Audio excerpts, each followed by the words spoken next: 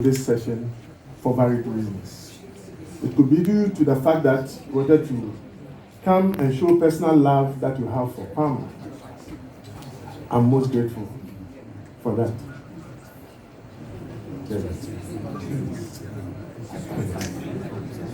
Yeah, I'm most grateful for that. Others are here because of the policy document. I'm also grateful for that, because if I could get you out of your busy schedule to come to Alisa and listen to what we have in the policy document, it's quite gratifying. It could also be the fact that you have varied interest in Ghana football. That is what has brought you here.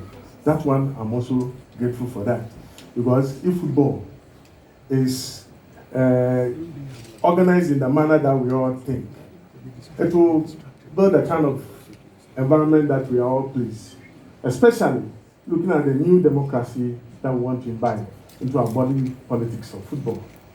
It's a new democracy in the sense that almost all my other contestants are launching their manifestos.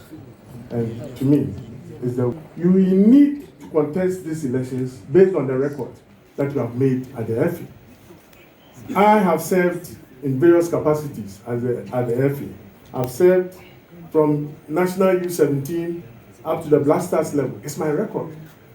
I want people to harp on it, so that we deviate from the norm where smear campaigns are conducted and really stick to the issues.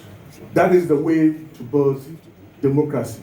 When I put up an issue, a policy, or strategic intent, and you have an alternative, come up with the alternative, rather than attacking Don Kwaku Palmer as the messenger. That will not edge us forward. This is the beautiful way to build a democracy that we are all nurturing, and we must all accept the challenge to come and contest ideas, to come and contribute to the upliftment of Ghana football. Because Mother Ghana needs that, rather than to engage in smear campaign. Oh, Palmer Wayesi, Palmer Wayasa, Palmer Danajo, Palmer Soyanopa. No, that is not the issue. Come and contest these elections based on your record. I've served in the capacity of a finance committee chairman for 2 consecutive times. That is not mean an achievement. I endeared myself to the extent that when all the auditing firms that handle the FA's accounts, KPMG and PIWC, they never found anything unhealthy about the accounts of the Ghana Football Association. That is the record that I want to. So I'll finish with my unscripted aspect of the statement. Let me stick to the issues now. Hold it. I'll be flipping with it. There's no problem. Why do we call our document policy document? It's a marked distinction between what other contestants are unveiling, that is manifesto and policy document. The football environment is highly regulated. Highly regulated in the sense that everything in terms of policies, in terms of strategic intent that we have imbibed in this document will have to be subjected to congressional approval. Congressional approval is very important. We may have good intent, but if Congress decides otherwise, so be it.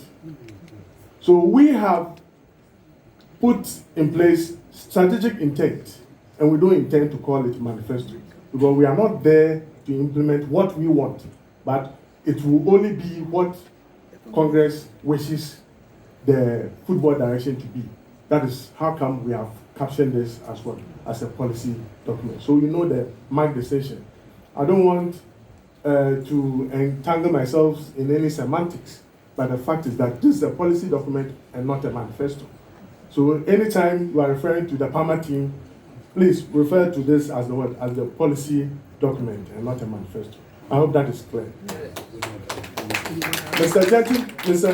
Mr. Chairman, ladies and gentlemen, all protocols observed.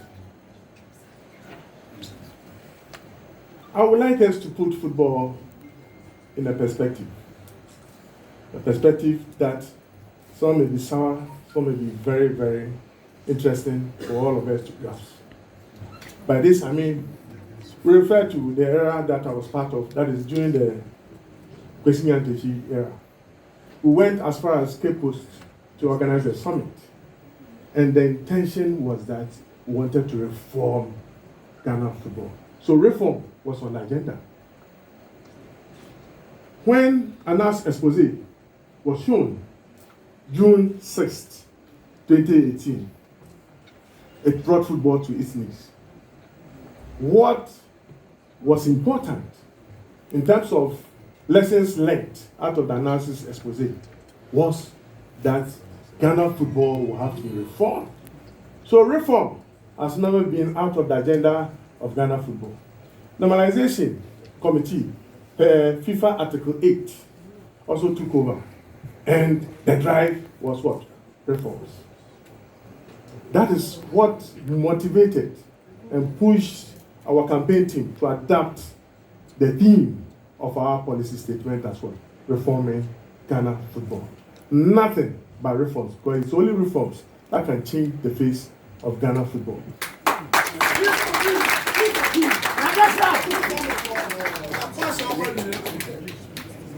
It may interest you to know that before we can do diligent work on the reforms to be embarked upon, there will be the need for us to put things in perspective. And that is what has warranted or what has occasioned the introduction of reforms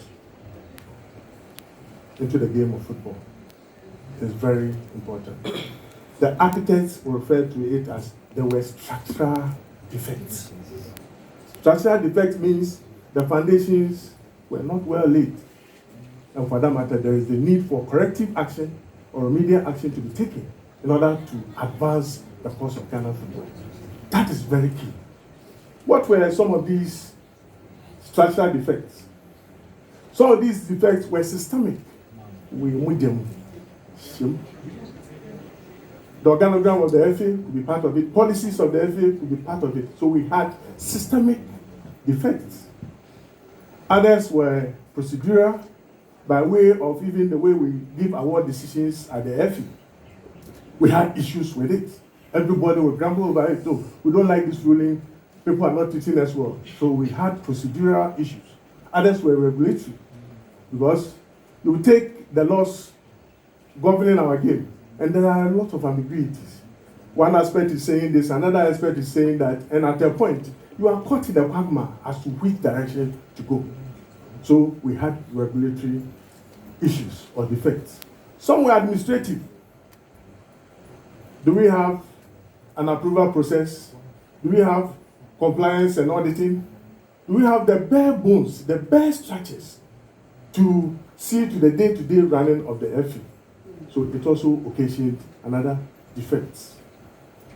We have operational issues. When we talk of operational issues with regard to football, it basically centers around the various competitions that we organize.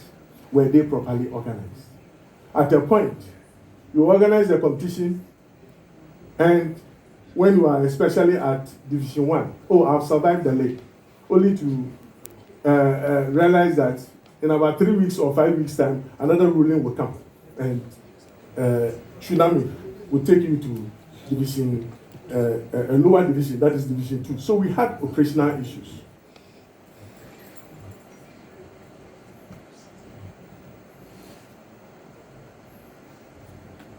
If some of the issues we're having were systemic, they were procedural, they were administrative, they were operational, then it may interest you to know that are we just going to reform for the sake of it, or there will be the need for us to go beyond our capabilities? There is the urgent need for what we call monumental reforms. Reforms that we all cherish at a given point in time when we take a retrospective effect of whatever we've done over the period. Is very crucial. Monumental reforms. Not to just scratch the surface. Just like having stomach upset.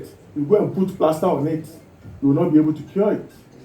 There will be the need for you to do something deeper than just putting plaster on your tummy. So we say monumental reforms. The monumental reforms puts all of us in a certain situation, and that situation is that when I'm here to deliver maybe a political manifesto or campaign, if let's say I'm contesting for the general elections in Ghana, and I come here and have discussions with you, and I don't say anything about education, I fail to say anything about health, I fail to say my policy direction with regard to tourism, our roads network here and there. It simply means I've not touched what we call the bare bones. So in football, we speak our own language. And the language revolves around 8 key pillars that you can never discuss football. Jerry. You can never discuss football without touching on these bare bones. What are the bare bones that we are referring to? I cannot close this session without touching on what we call football development. Football is all about development. When we go to the nitty-gritty of it, I will explain what we mean by development, but you can only talk of football development. You can talk of commercialization, you can talk of competitions. These are the bare bones that we are mentioning. Governance and administration. You can talk of infrastructure. Because without infrastructure, you cannot have football. I hope I'm making headway. I don't want to say I'm making sense. You can talk of safety and security. Even the recent normalization competitions were characterized with violence issues. So before we take up, there will be the need for us to look at our safety and security and how we can modify it to suit our current circumstances or our circumstances. You can also talk of commercialization. You can talk of financial resources. Kwaku, you don't have the money, there is no way you can organize a decent league. So we need to create innovative ways, re-engineer the way we are going to raise money to fund the projects that the FA will earmark going forward. Having done all these things, that is where you go to Oloboy Kofi Menu's domain. You need the regulatory framework.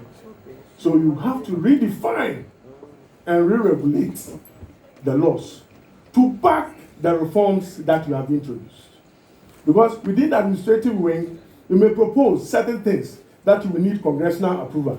So before you go to Congress and you table that motion, there's a need for you to rationalize it. And so we say that the 8 bare bones includes what we call re-regulation. You have to re-regulate the sector. One country that has imbibed this and they are doing well in Africa. I don't want to bring South Africa. If we talk of South Africa, they are already up there because, the standards are quite high. If you want to even go and learn best practices, the best way to go is South Africa. But those within our level, Uganda making enough grounds in terms of UEFA sponsorship, in terms of what FIFA is giving them, we much nowhere near them. Ghana, it may interest you to know that we've never assessed what we call the investment capital aspect of the FIFA Forward program. We always make do with the recurrent aspect where we are giving about $558,000 yet on annual basis. We're losing $750. Now it's moved from 1.250 to what? To $1.5 million on annual basis. On annual basis. So all these things will have to be done to more or less advance the course of football. Now, I want to take on sectorial basis, on pillar basis, some of the challenges that we have been facing.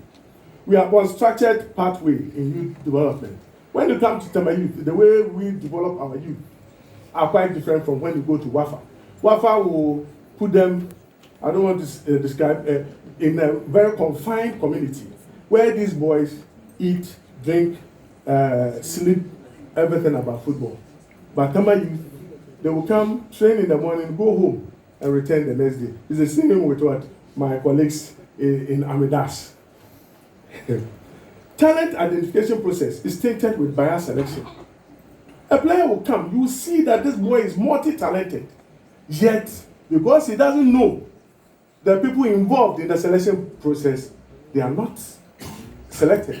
Akko Benson, before we had him, had been to Power FC Sport Team. So when they came, I looked at this, so Akko Benson reject us. I couldn't believe it.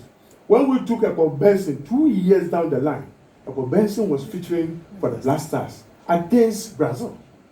So when my counterpart, Samuel Williams, called me, said, Mama Yoko, no, Willie, that is not the issue. The issue here is that what people rejected, we have been able to give life to it and giving future to the player. For inadequate fans, I don't have to go beyond that. Because Kudi Babu, we don't have the money to push this, and to me it's very crucial. In the youth development, cheating and alterations of biodata has been wahala for all of us. At the U17 level, that is where you will learn new tricks when it comes to cheating. Excuse me. We had a player, he came with a passport 96, club license 96. He went through the MRI.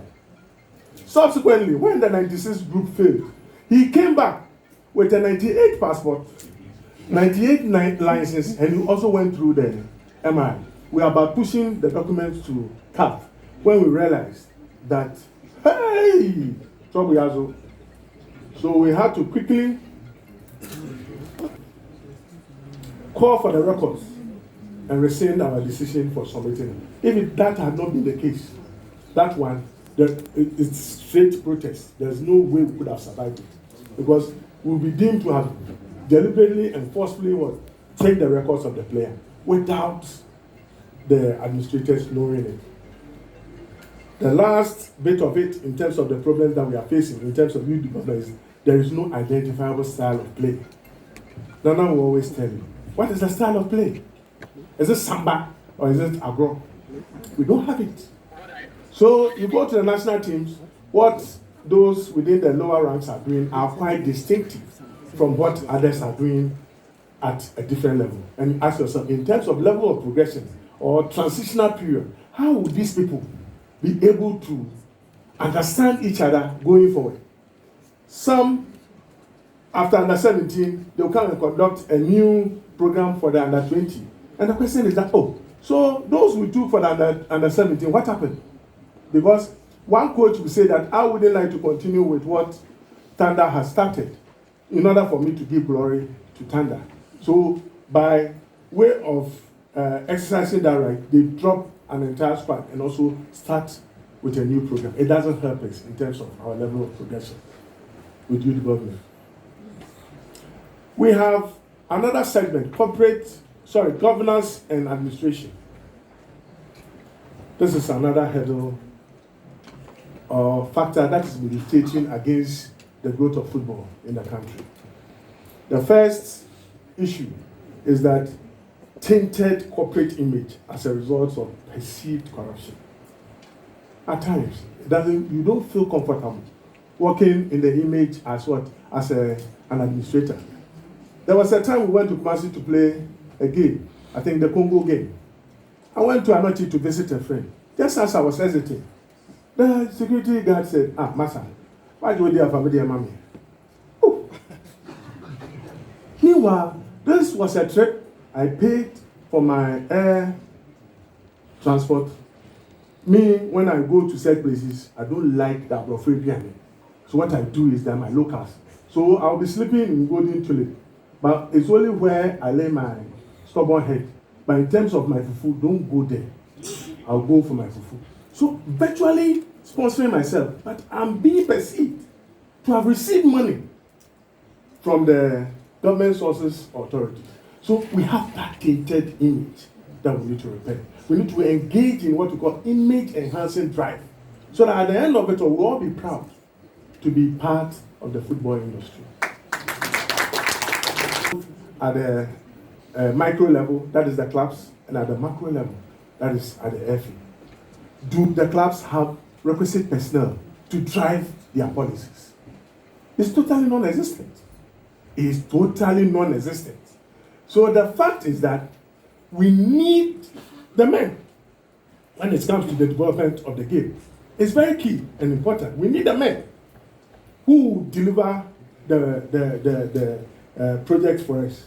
We don't have them both at the FA level and at the club level. We need to build capacity if we really want to project forward.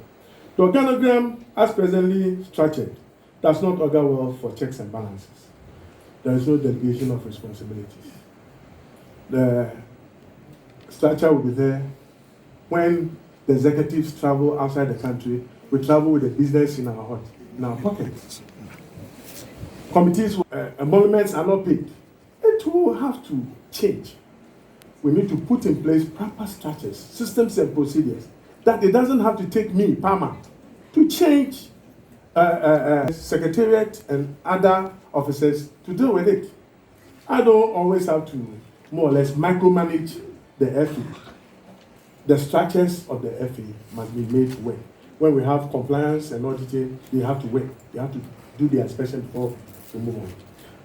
The ineffective linkages between the FA, that is the GFA, and the RFAs. People tend to frown at the RFAs. The general perception here is that RFAs have been inactive. I laugh it off. Garbage in, garbage out. If really you want the RFAs to be functional, there will be the need for you to institutionalize measures that will get them active.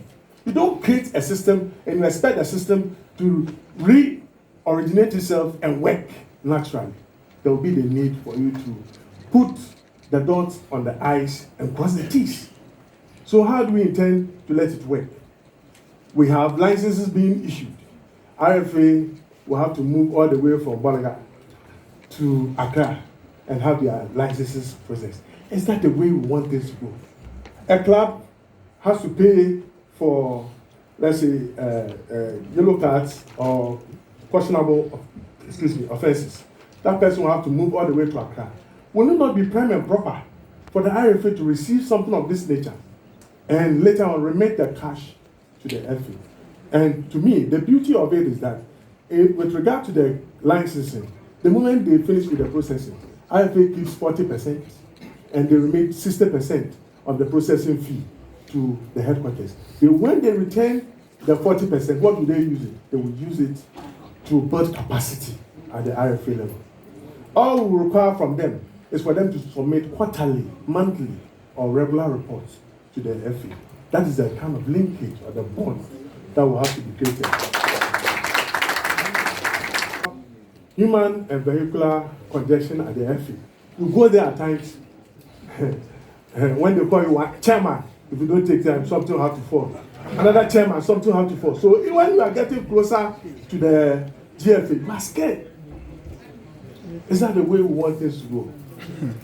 When you go to FIFA's secretariat, you may not even meet human beings moving. It's quiet, very sound, it's business. We go there to do business. But GFA, you go there and you are inundated with a lot of people moving around. And any mention of chairman, your pocket will have to drop. Unstructured conversation and emoluments. We have not structured our emoluments and compensation. People join the FA, it doesn't matter whether the person has a certain number of years training or experience. They take the same pay as somebody who has been there for several years. Is that the way to go? Every organization, there's a basic entry requirement in terms of what to earn.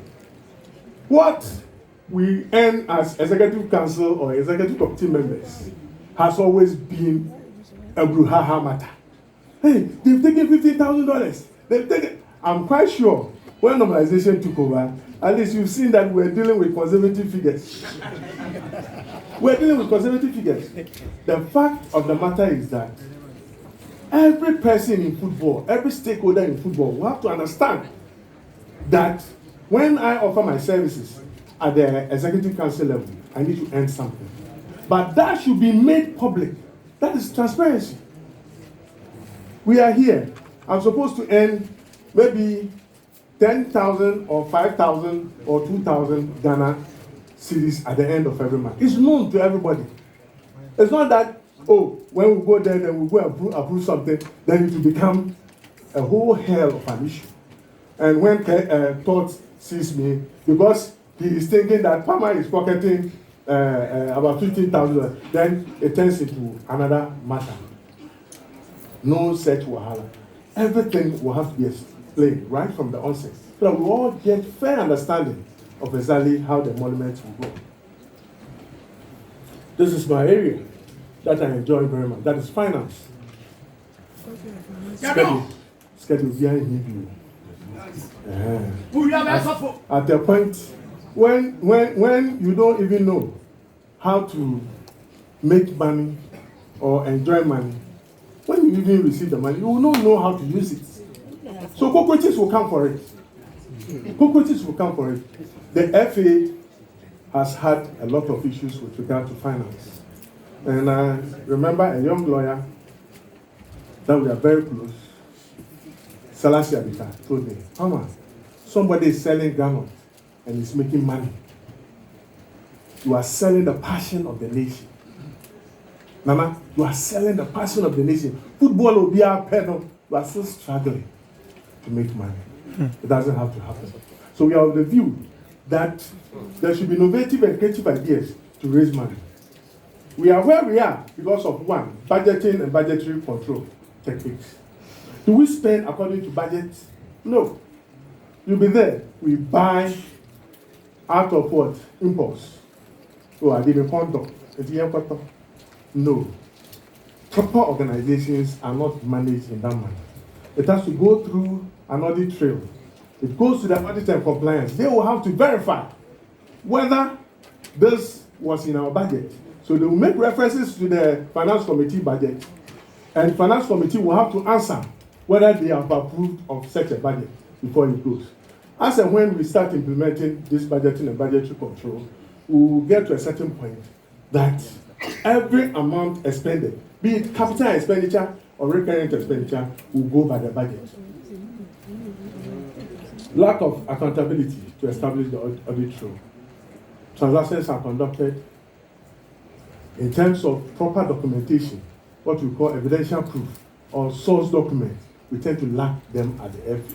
Somebody who will pick the account should be able to track down on how the transaction started and how it flowed and where it ended. The audit trail will have to be followed. This is how proper institutions go about their businesses. So that, like what I do at Temayu, I sign check, I go somewhere, I say, how much do you earn? So, the music can be DB. That is not the way to go.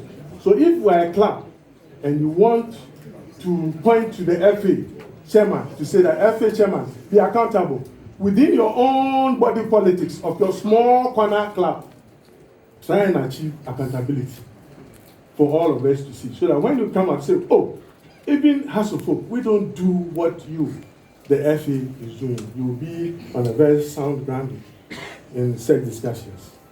We also have weaknesses in the internal control processes. This is everywhere. Everywhere you go, when auditors come to do their job, they will surely point out to certain internal control procedures that must be corrected going forward.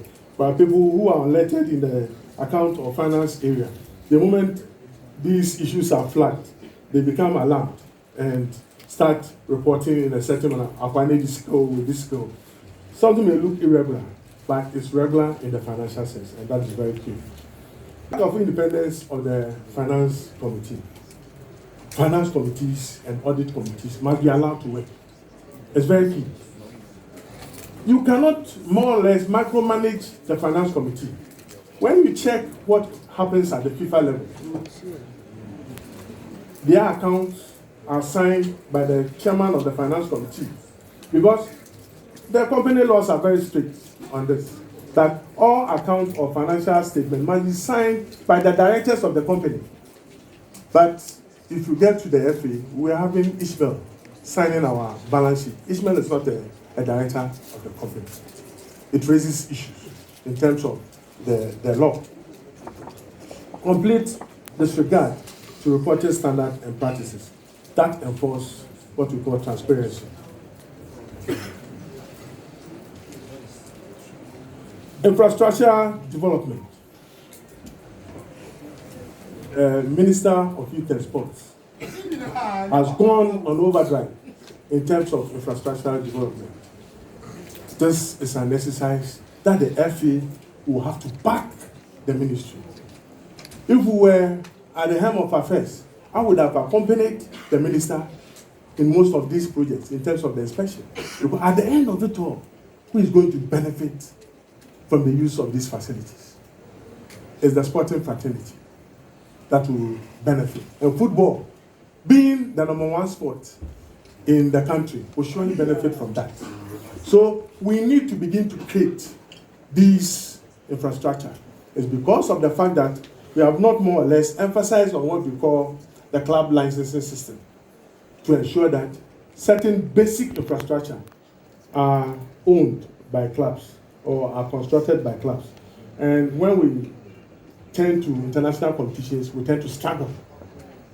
We wait last minute. They'll say, we don't have this. You need a doping test room. You need this.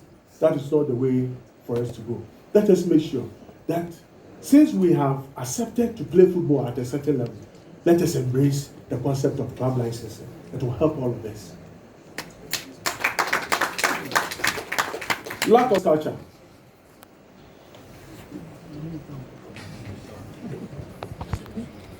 Except South Africa.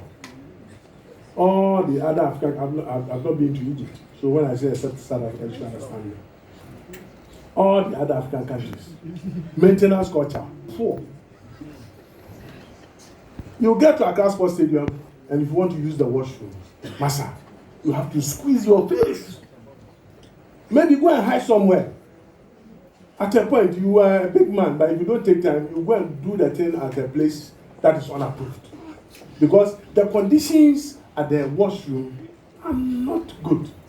Like in South Africa, the family, somebody will come with a wife to observe a game. During the recess, there's a buffet dinner. Proper buffet. That's how we live in Lagos. Proper buffet. Buffet. So, anytime you tell the wife that, and that game will your wife will follow you. When we have such facilities constructed, it also gives credence to business development. Because you may bring on board a CEO that you have been courting over a given period of time, give that person a hospitality package, that person gets to Kumasi Sports Stadium, you treat the person to buffet dinner, at the end of it all, you'll be able to get the sponsorship that you are looking for. So all these nitty-gritty of it, we need to add of what? Infrastructure. Pressure on the facilities, that is obvious. If you don't take time, you have to go and wait. The waiting period is not favorable. The obvious can happen. Individual, they watch a match between Hearts of Hope and another team. He's an Hearts supporter, Hearts lost the game. This guy walked down, he had his car parked though. He walked down when he was getting close to his house and he remembered that I parked my car somewhere. The traffic alone will give you wahala. I will not lie to you. So we say that inadequate security details, that is another factor. You go there and 7 police officers, they are manning such an important gate. Will it suffice? No. So we need more police officers on board. If not, we need to train stewards to protect us when we get to the stadium. Lack of equipment to combat violence and match venues. Police will come, they don't have the requisite gadgets. How would you be using a tear gas in a stadium, especially at the upper terrace that is enclosed? When you put the tear gas there, where do you expect them to run? Because it's to tear them apart. You are dispersing the crowd. But you disperse them, you want them to fall over and injure themselves. Officer, May 9th, I was there. That is exactly what happened. That is exactly what happened. The tear gas that was used was uncalled for. So let the police understand the type of gadgets that they need to use when they come to observe our matches. There is no ticketing committee. So tickets will get boom. FIFA, CAF, they all deemed it fit that every competition that they organize, there's a ticketing committee. It's for a good intent and purpose. What if you issue tickets beyond the capacity of the stadium? You are creating fear and panic. So we need a ticketing committee at the various competitions that we organize.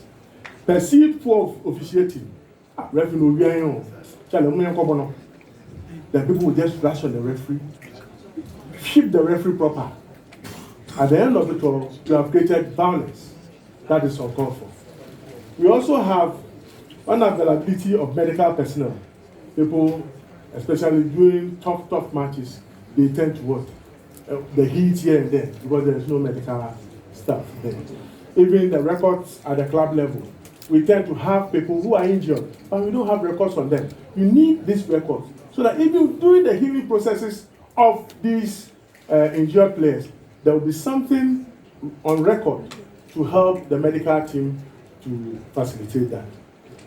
No operational plan before the start of the season or even at the midsection of the season. There should be the need for a dress rehearsal of how we are going to control security at any point in time. So that when that event happens, we will not be caught pants down. We will still be on our feet. That is the way to go. You don't have to be overtaken by events. You make sure that proper organization is made by dress rehearsing how you keep security. Competitions. There's lack, another pillar, competitions. There's lack of publicity, documentaries, and scheduling of matches. Lack of publicity. We don't publicize our matches. We only go, 3:30, there's a need for us to play this match. That is all. Every club in the country, be it Division 2, be it Division 2, be it Division 1, be it Premiership, they'll all be playing at the same time, 3 o'clock. It doesn't even other work for commercialization. Because when I'm coming in to sponsor, and you have a schedule that runs from 10 o'clock to maybe 5 o'clock, as is done in advanced jurisdiction, like EPL. EPL will start somewhere around 11, it will end at what? At 5 o'clock. Do you know what it does for commercialization? You are giving mileage to the sponsor from 10 or the start of the match to the end of the program. And every commercial oriented company will be interested in your matches. We keep on postponing our matches, our competitions. Today, we ask you, let's postpone the match. I'm not feeling well today. We don't have to play the game. Is that the way to go? We need to sound very professional. Let us respect the schedule that we give to our matches. If we say we are playing on this day, let it take off on that day. Pitches are in poor condition. That one I've already touched on it in terms of infrastructure. Low quality kits. Somebody will be wearing jersey. They've written the number by the waist. Basa. How do you expect to derive excitement and delight in such a league? There will be the need. When Hearts unveiled their envelope, it was touching. I got there and I kissed the jersey. Because I love the jersey. Are you getting it? Let us begin to sound professional. We can only sound professional when we are able to kit our players well, when we are able to give them appropriate gear in terms of playing our games. We also have lack of visibility on the part of what? Of sponsors. First Capital, I don't know whether they came to dash us money. You move to the respective stadia and there's no visibility. So I said, is this sponsor not interested in the league? Then why did they come to sponsor the league? Are you with me? So you need a situation where you will have a dialogue with the sponsor that we are not bringing you on board just for the money's sake, but how do we make sure that you also derive the commercial content that you are looking for from the matches that you are sponsoring? That is the surest way to go.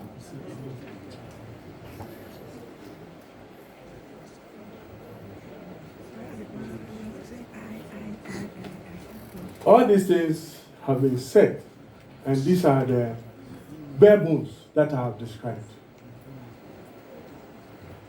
our team deemed it fit that there will be the need for what you call key performance indicators to actually trigger the kind of reforms that we want to introduce. These key performance indicators must be measurable so that it becomes more or less a signboard. It becomes an agreement between you and myself that, Farmer, this is what we promise to deliver within a certain given interval. So we intentionally made these key performance indicators for you to have something to stand on in terms of what? Asking us to do whatever we task ourselves to do. This is what we intend to do. Should we be given the nod? And should Congress approve these performance indicators? We want to develop and construct the organogram of the FA. We are not only thinking of the administrative organogram, we are also thinking of the political organogram. So that at least this is what we said we would do, and this is what we have done over the period. And as and when we move to that segment, you understand exactly what we mean by the organogram and what we intend to do. We also want to deepen the decentralization processes. The RFAs must work. The RFAs must be accountable. The FA itself must be accountable. There's a need for us to incorporate what we call good corporate governance within the body politics of the FA. So at the end of it all, everybody will be measured by the strength and by what we do at the FA in terms of transparency, in terms of responsibility, in terms of accountability, and exactly what we do at the FA. We need to build formidable brands in terms of our national teams. The national teams must be globally competitive to the extent that we don't only enter into a competition, but we make sure that when we enter into that competition, we'll get up to quite an appreciable level, probably semi-finals at least, or to the final system, or probably win the cup. That is exactly what we do. And as Osei brought in its wake certain issues at the refereeing department, refereeing aspect of our game. There will be the need for us to introduce what we call the refereeing department, well equipped with audiovisual aids. They will go through peer review. They will recruit the referees at a very tender age, and at the end of it all, we will have a good instructor. They need to work together with the referees committee that Randy Abe used to be the chairman.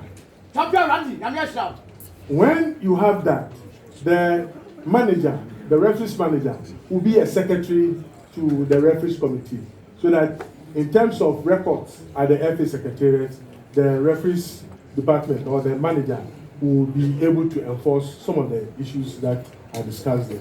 We need to sanitize the judicial and adjudicating bodies for them to give equity and fairness.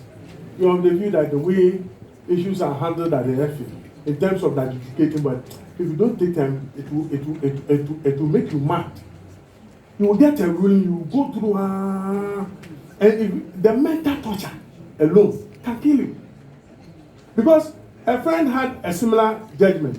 When you go, they are giving you a different judgment. You ask yourself, am I so stupid to invest my money? The fact is that when your matter comes before the adjudicating body, we can either give you a single judge to go through it. We can we can panel members to sit at the FA to give you judgment. At a point, we don't even need to add of